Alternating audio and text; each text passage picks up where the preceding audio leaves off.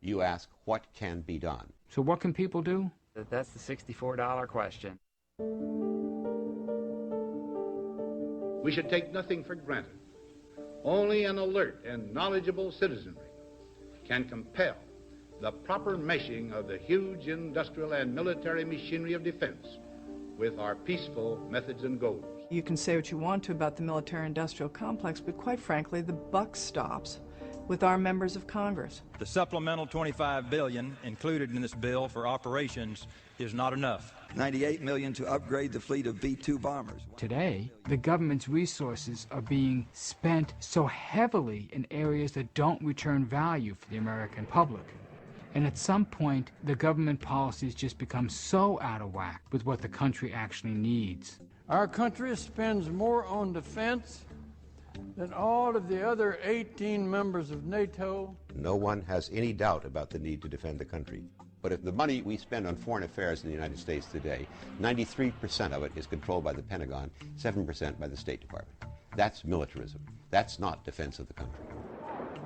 The dominant thought process has been that we're in this new terrorist world. Well, you know, it's serious, but it's nothing like the threats we faced in the past. This is not Joe Stalin. This is not Adolf Hitler. There is no doubt that Saddam Hussein now has weapons of mass destruction. And insofar as people realize that they've been manipulated about the extent of the threat, then the support for those politicians, for those policies, drops. If you can take care of another country, what about home?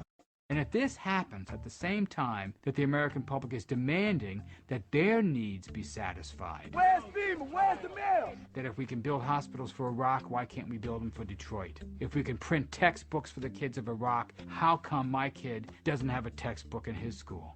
If that pent-up social demand hits at the same time as the threat decreases, bang, you have a transformational moment in American politics.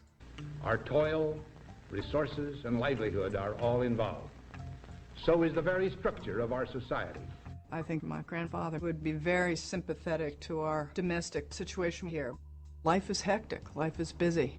We've got 2 wage earners in families in this country, and people have their cell phones attached to their ears, and it's very hard for any of us as individuals to stand back and look at the big picture.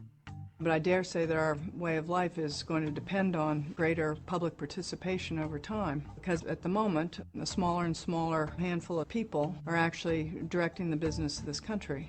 Democracy fundamentally is not a spectator sport. This is what democracy looks like. Tell me what democracy looks like. People do need to question their government frequently and often, and this is the message the Founding Fathers told us. They said, you can't trust your government. You have to be a participant. The only thing that would reinvigorate the Republic today is a renaissance of outraged citizens who are well informed, who are using the internet to get around the channeled propaganda information they're being fed every day.